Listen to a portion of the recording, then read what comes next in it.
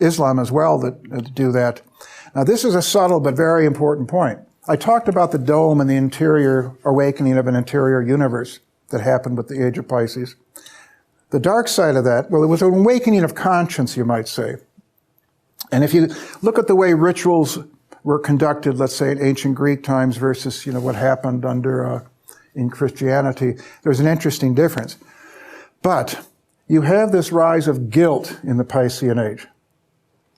Now, you have shame before, like if you talk to anthropologists, thousands of years you can go back and you find shame cultures. And there's a difference between shame and guilt. Does anybody know what that is? Shame is more socially dictated, yeah. whereas guilt is internal. Yeah, it's like shame is like losing face. It's more of an external thing, whereas guilt is like an internal sort of angsting. And that really is something associated with the age of Pisces, with the last 2,000 years, and Christianity in particular. And the other thing with the age of Pisces, heaven is somewhere else. It's not down here. I mean, that's not true in the Gnostic sects, like in the Gospel of Thomas, but you have that as a general rule. It's that sense of this is a vale of tears, and when we die, we're going to go to the good place, And you have that in Islam in terms of the 72 virgins, for example. And in the darker aspects of the Gnostic tradition, I call the darker aspects, it's or certainly the Sethian aspects of Gnosticism, you have this notion of the world is a prison, the universe is a prison from which we're trying to escape, that's a very Piscean sort of it's a dualistic sort of perspective. Every age has certain key defining symbols. And the defining symbol of the Piscean age, along with fish, I suppose, would be the crucifixion. It embodies the best and the worst of the age of Pisces. The best is the sense of sacrifice, transcending the ego, surrendering one's will for the higher good. The negative is victimization. It's martyrdom, persecution, self-denial, equating spirituality with suffering. If you see a chart, for example, with a very heavy Pisces Virgo axis, you often see this sense of, self-persecution of, pound another nail in me. It's you have to look at the aspects, all the aspects, but there can be, there is certain negativity that, has to be overcome.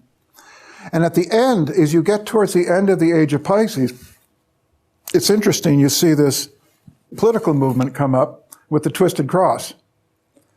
It's almost like it was the climactic perversion of that original seed impulse of what Pisces represented.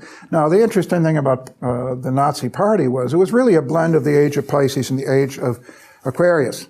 The high-tech aspect of it, the progressive aspect of it in terms of technology and, rocketry and, all these different things they were doing on the technological level, that was Aquarian. But the basic persecutional side of it, and the racial intolerance, for instance, was very, very Piscean. Now, the age of Aquarius, that brings us up to this point. You see, there's the figure of Ganymede. We base the age, our understanding of Aquarius is primarily from the Greek tradition of the myth of Ganymede, who was a mortal, who was abducted into the heavens to serve as cupbearer for the gods. Something we're going to come back to in just a little bit here. So when does it begin? This is an ongoing thing. I tend to be in the minority amongst astrologers. I may be a minority of one, in that I don't believe that you can pin it down to a year or a date, certainly. It's like, for example, we had this Pluto-Neptune conjunction in 1892, 1893. And if someone asked you, when did the influence of that aspect begin? That happens every 500 years, that particular aspect. You can't say it begins on a day or a year. It was years on either side. And the ages, we're talking about a 26,000-year cycle. And in terms of the overall 12 ages, each age being roughly 2,100 years. And so you cannot say, for example, when does the dawn begin? Is it when the glow starts arising over the horizon? Is it when the sun actually pops up?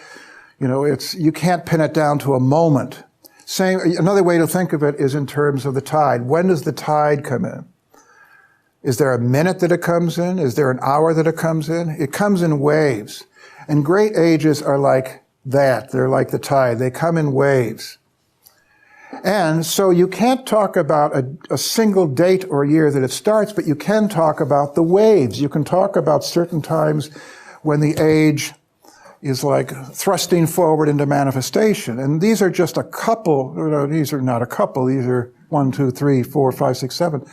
These are a few of the dates of the periods that I would choose as particularly significant waves when the age was like, making itself more apparent.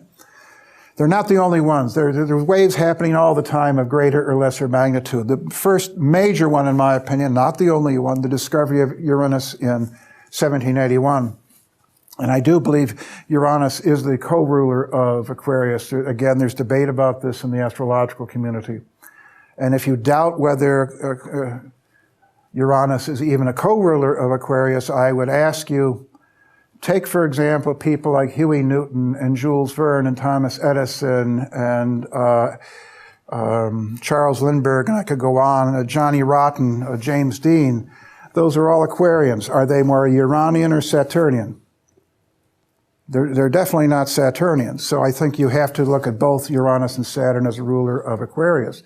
So during the discovery of 1781 of Uranus, you have this rise of modern democracy. You have the Industrial Revolution during that general period. You've got the rise of aviation with the Montgolfier brothers in 1783.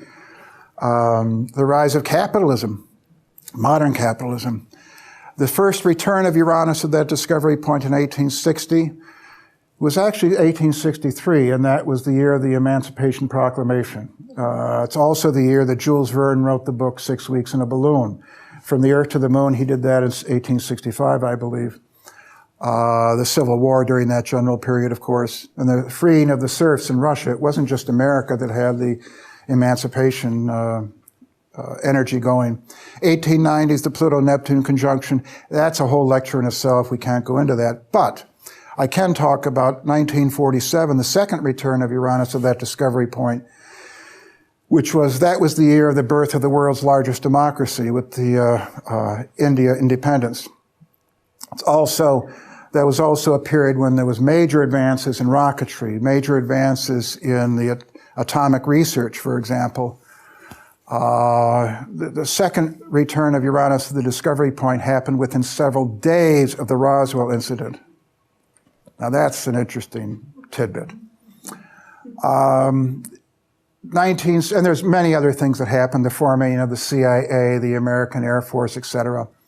1960s, those of us that are old enough to remember that, the Uranus-Pluto conjunction, and a very explosive, extraordinary energy in the 60s that you can't, if you weren't there, you really can't describe it. It was an extraordinary kind of, both scary and very exciting at the same time. 1990s, the Uranus-Neptune conjunction that happens, I believe it's every 150 years or 120, I'm not sure. And then the third return of Uranus to the discovery point will be around 2031. And we don't yet know what's going to happen, but you can get some clues by looking at the previous times that happened. Technological advancements, aviation, the Roswell incident is an interesting thing to contemplate in that light. What will the Aquarian age mean? Again, like I said before, I'm not as interested in the technical side of the astronomy, the astrophysics of the ages. I'm interested in what this is manifesting as in our world. So, for example, there are 3 keys that I use to understand what this is about. The first is the air element. The second is the chakric symbolism. The third is the Leo-Aquarius polarity. Let me go through each of those briefly. So, for example, the air element. Now, just in the same way that the exoteric side of the age of Pisces brought us exploration in the oceans, you have air travel. You have this extraordinary rise in such a short time of aviation. Interestingly, the Wright brothers, when they took off at Kitty Hawk, that was when Uranus reached the opposite point of that discovery point. So again, every time you see those triggers at that discovery point, you see some interesting things happen with technology and aviation in particular. But what does air symbolize esoterically? I asked you before what water symbolizes. What does air symbolize psychologically? Intelligence. I'm sorry, what? Intelligence. Intelligence. Another word for that? Mind, rationality, mentality. So, for example, and I think it also relates to the space age, by the way, even though that's beyond the atmosphere, it's the same symbolism, basically. The mind, the rise of intelligence in terms of more of an emphasis on intelligence. There's always been intelligence, obviously, but this is where it takes on a mass role in the shaping of society. There are 3 air signs, though, and this is important to understand in terms of the symbolism of each element. Gemini is mind in its most personal form. It's like the way your own thoughts work, the way your mind works personally. Libra is interpersonal mind. It's how your mind works in relation to people. It's why you often see it in the charts of performers or public speakers, that sort of thing. How you relate to others. And Aquarius is transpersonal mind. It's collective mind. And what does that mean? We're talking about information that is not personal. It's information that is universal, cosmic, information that that's impersonal. So, for instance, it has a lot to do with science. Like scientific truths are not personal truths. They're shared collective truths, things that people have come up with and through peer review and that sort of thing and experimentation, you test it out and everybody tends to agree with it, more or less. Versus, let's say, your personal opinions, like gossip, that's more of a Gemini sort of thing, where you're talking about things that don't have universal significance, presumably. You know, scientific research is very Aquarian in that sense. Now, Aquarius and the chakra system, this is something I learned, as I've talked about this in almost all of my lectures here. In Kriya Yoga, they talk about how the chakras relate to the signs and the signs relate to the chakras. The outer universe reflects the inner universe. So, for example, if you spin the zodiac around so that Leo and Cancer are at the top, you see this extraordinary alignment of the signs with the traditional rulers up the middle reflecting the different chakras. For example, at the bottom there you've got Saturn, which relates to Muladhara, the root chakra, you know, the material, grounded sort of energy. Then you've got Jupiter representing Svadhisthana, ruling the 2 signs, Sagittarius and Pisces. The water element, the 3rd chakra, Mars, the force, the energy center, ruling, by day it rules Aries, by night it rules Scorpio, as Shelley Trimmer used to say. Venus, the Anahata chakra, the heart chakra. Taurus by night, Libra by day. Mercury, Vishuddha chakra, relates to the mind. And Gemini, it rules by day, Virgo, it rules by night. And there's a curious difference here where the sun rules the chakra in the forehead, the 3rd eye, and the moon rules the chakra in the back of the head called Chandra chakra. And those of you that know traditional astrology will know that this is similar to something called the Thema Mundi in classical astrology. But it's an astonishingly precise sort of correlation, which is one of the reasons why I don't believe that the zodiac is some cultural fabrication. I do believe it's like a universal sort of cosmic archetypal pattern. I asked a question in a lecture I gave here many years ago. I said, was the zodiac invented or discovered? You know, if it was discovered, it's an archetypal universal pattern. If it was invented, that means it's just a cultural fabrication, which I don't buy at all. Okay, the Leo-Aquarius polarity. Every sign has its polarity, like we talked about Pisces-Virgo for the Piscean age. Well, during the Aquarian age, it's Aquarius-Leo. You know, the Leo represents, if you think in terms of the chakras, it relates to the 3rd eye. And Aquarius relates to the root chakra. It relates to the material plane. It's like bringing down the fire of the gods. The way I refer to it in the book, Signs of the Times, is drawing down the fire of the gods. There's a sense of intellectually or technologically bringing the spark of Leo, whether you think of that in terms of the ego or whether you think of that in terms of some kind of divine energy, creative energy down into practical manifestation. The most obvious symbol of that is solar power, in terms of the drawing down of the sun energy into practical application. It's also atomic energy. It's tapping literally the power of the sun, the fusion of the solar principle into a practical application. You also see it with Tesla, that sense of tapping into the universal energies.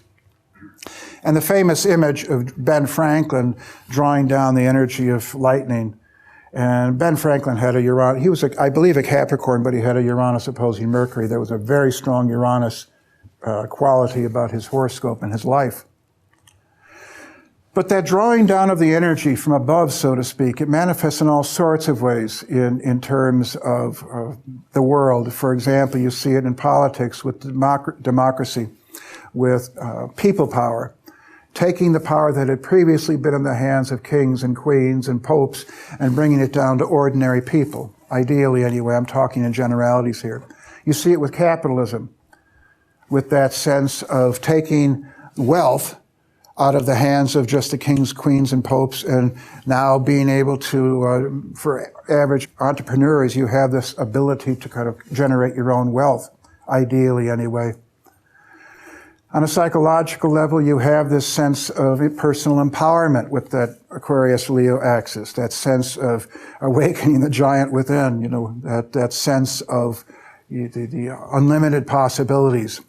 And that translates over into the Horatio-Alger mythos, this notion that you can rise yourself up and become something more than just your lowly origins. That's not a Pisces-Virgo energy at all. Neither is that Tony Robbins type of energy. That's strictly Aquarius-Leo.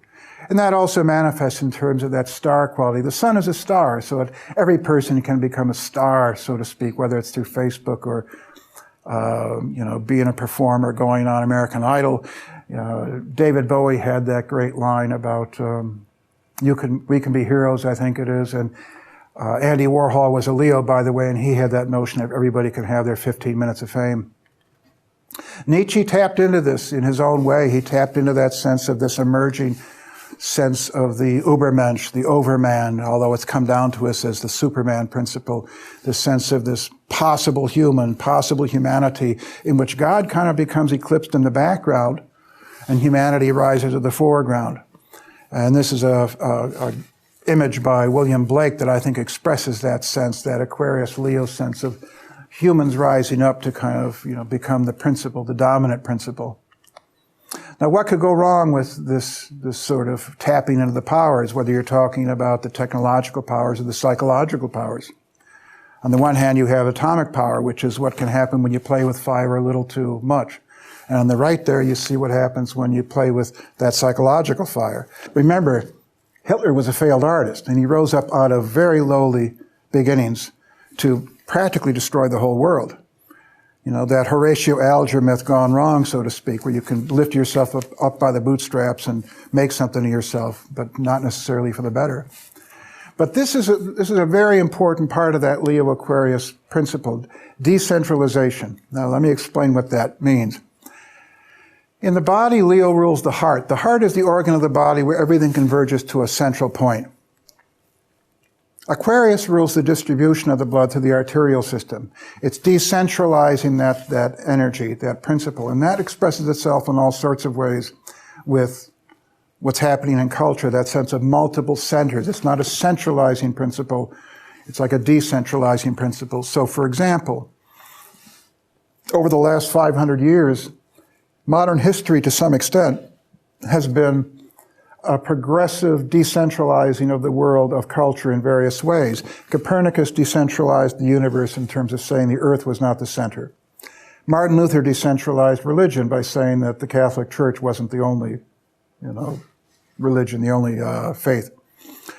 Democracy centralized power from the monarchs down into average people. Capitalism decentralized wealth from the people at the top to the people at the bottom, ideally. Darwin decentralized humanity. We no longer were the center of existence. We were just one of the many kind of crews on the evolutionary ladder. Freud decentralized the ego. The ego had been everything up till Freud, and I'm generalizing, but it's basically accurate. Freud said the ego is just like an island in this vast ocean of the unconscious, the subconscious. Picasso decentralized perspective. Edwin Hubble, well, with the Hubble telescope too, in a way, I guess, but Hubble more or less showed us that our galaxy wasn't even the center of the universe, that there are billions of galaxies out there. Another thing is postmodernism, this idea that there is not just one truth, there's multiple truths. And you see this in culture in various ways, like in films like Citizen Kane, where it's not told from one perspective. The movie is told from multiple perspectives of the people. And he kind of brought that to an iconic head at the end of Lady from Shanghai, where he showed this image of the person from many perspectives. It's a beautiful expression of that decentralization. You also see this in other movies, this multiple perspective approach with Tarantino, let's say with Pulp Fiction or Reservoir Dogs, or with Nashville by, who's the director of Nashville? Altman, yeah, thank you. Future decentralizations. What sort of decentralizations could lie ahead for us? Well, these are just two possibilities I thought of. If we discovered well, I think we already have, but if we were to get in touch with other civilizations in the universe, that would be a major decentralization. We would realize that our culture is not, all there is in the universe.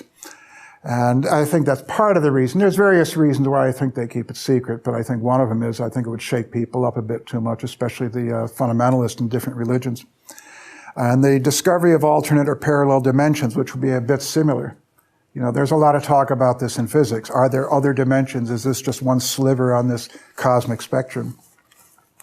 But all of these different trends come together in a way within one particular manifestation, and that's the emergence of the United States. Like I said, when I talked about the future is already here, it's just not evenly distributed.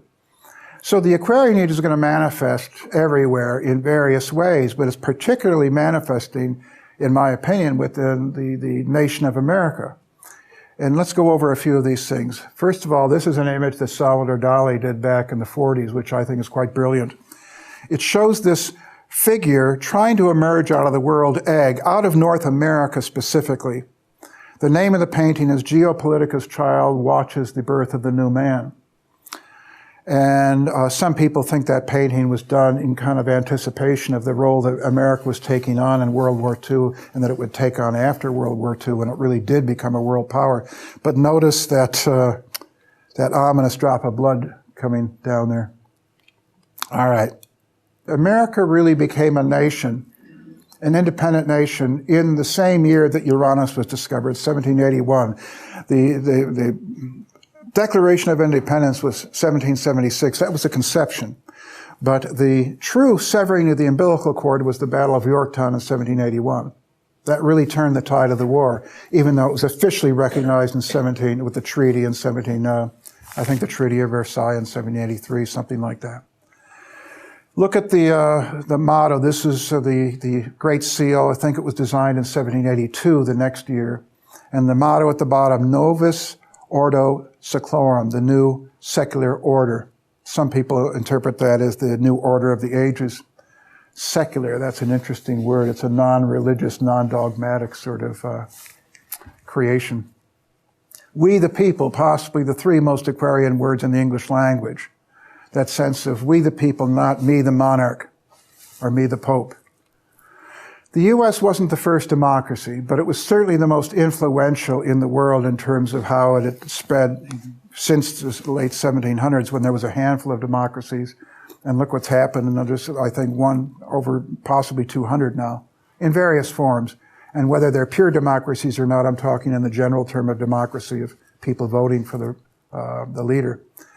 Now, the thing about the U.S. and democracy is it's not simply mob rule. It's not simply everybody voting and the mob wiping out the individual voice. That's a very interesting distinction, because in the French Revolution, for example, the individual wound up getting wiped out. The people were everything and the individual became nothing. How did America keep that from happening? It's basically from the Bill of Rights and also the Electoral College. But it was a balancing act between the individual and the group. That's the classic dichotomy of Aquarius to Leo. And the archetypal expression of that, in my opinion, is the quintessential American art form, jazz. Now, if you want to understand the difference between the Piscean age and the Aquarian age, look at the difference between the Gregorian choir and the jazz band. In the Gregorian choir, you have everybody pulling their creative efforts towards an ideal, towards a goal, in which the individual isn't supposed to stand out.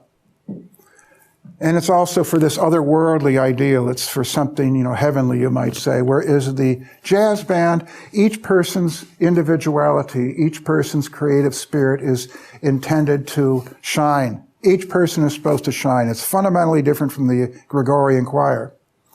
And it's also very secular. It's very earthy. It's very, root chakra, you might say. And I don't mean that in a bad way.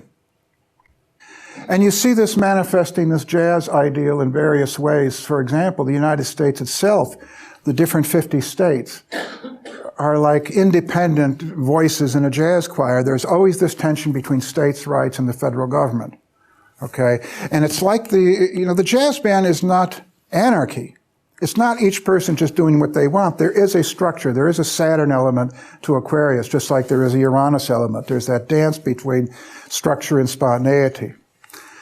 And likewise, the United States follows a certain piece of sheet music. There is a structure. It's called the Constitution.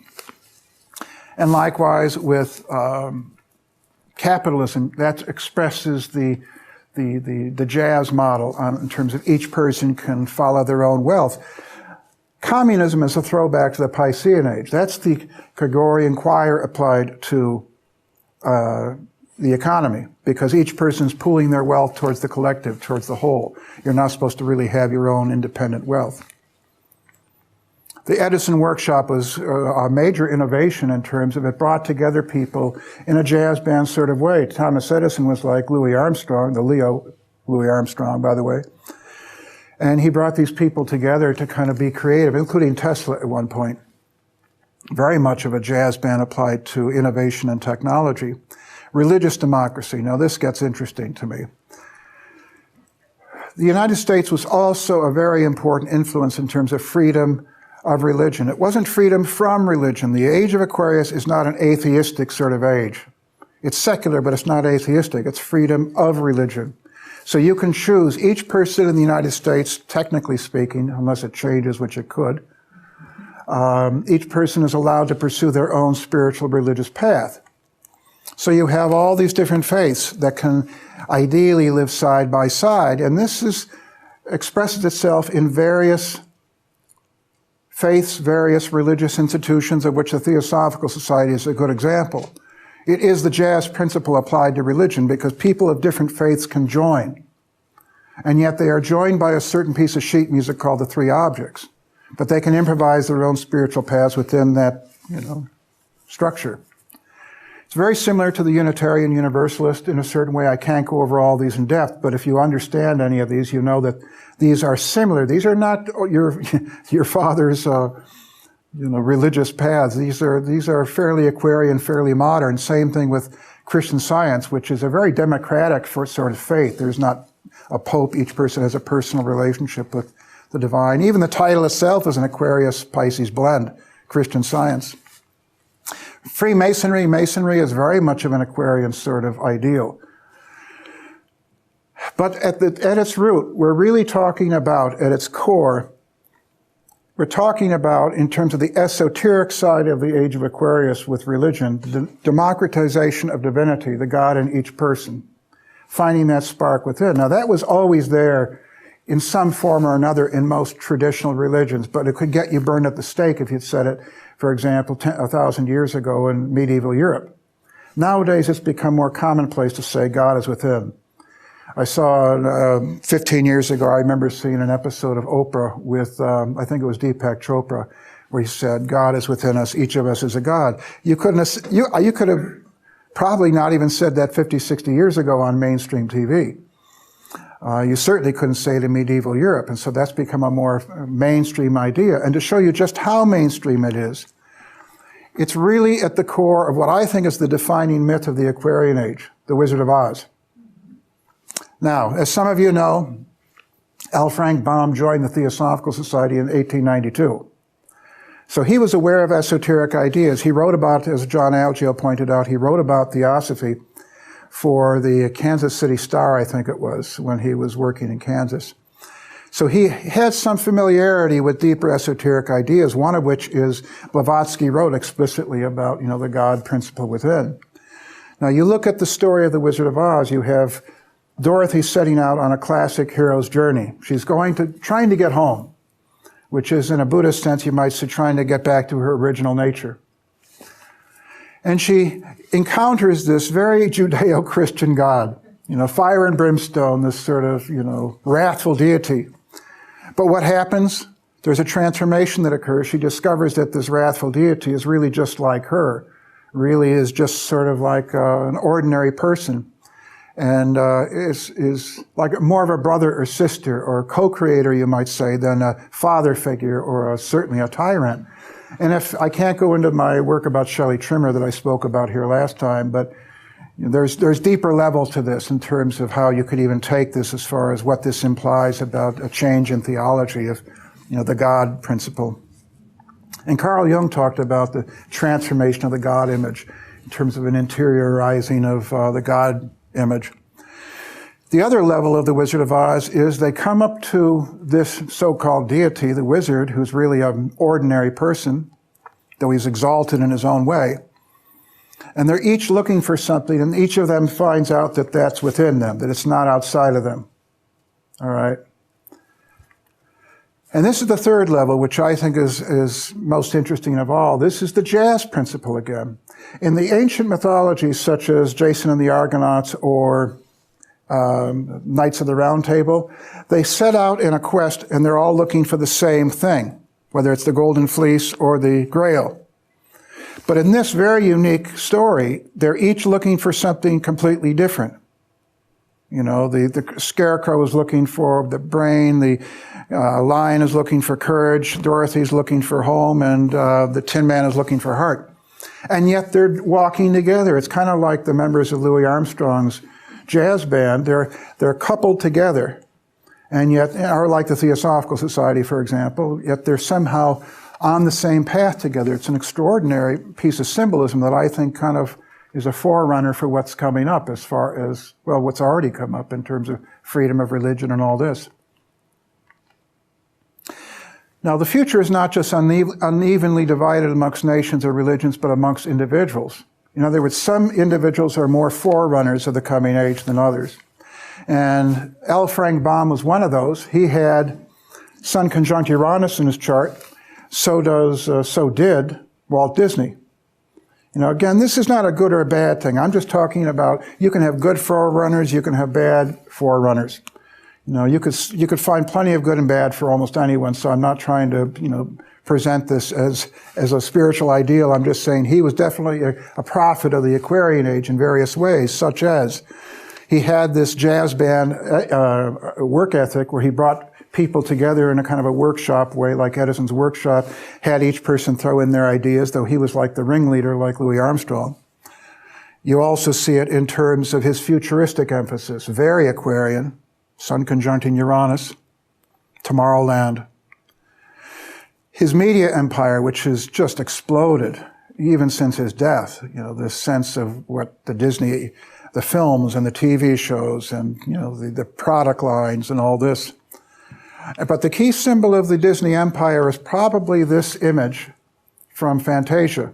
If you go to Disneyland, you'll see Mickey Mouse. A lot of these items with Mickey Mouse dressed up as the Sorcerer's Apprentice. Now, why is that so important? It's basically the Promethean story. Uranus, Rick Tarnas, my friend Rick Tarnas, relates the planet Uranus to the myth of Prometheus, and there's a lot of truth to that, but I see it, and I think he does too, really. I see it as a dichotomy between Uranus, the myth of Uranus, the sky god, tyrannical sky god, and Prometheus, the rebel. The Uranus has that dichotomy. It has, on the one hand, a tyrannical side, like if you know the movie Terminator with Skynet, that's a very Uranian sort of thing. And on the other hand, you've got the rebels, you've got the kind of the Promethean sort of upheaval. And so you have this creature that taps into the powers of heavens, so to speak. And remember, the sorcerer himself actually has a cap with an astrologer symbols on it, like the planets and all that. Another Uranian symbol. And he gets this mechanical contraption, a man-made, a human-made sort of technology, a broom to carry water. Now, where have we seen the water bearer before? It's like it goes right back to the Ganymede. It's the key symbol of the age of Aquarius. And so what happens, he gets this technology, that's the key word here, to do his work for him, to service him. And it gets out of control. And then what starts happening? The water starts rising, okay, to where he gets in trouble. Where have we seen that? That's, it could very well be that this is, what comes up. And maybe that Sorcerer's Apprentice story is an omen of that. Let's hope not. But it sure looks like it is. A couple other things here quickly, other symbols of the Aquarian age, the emerging age. The internet.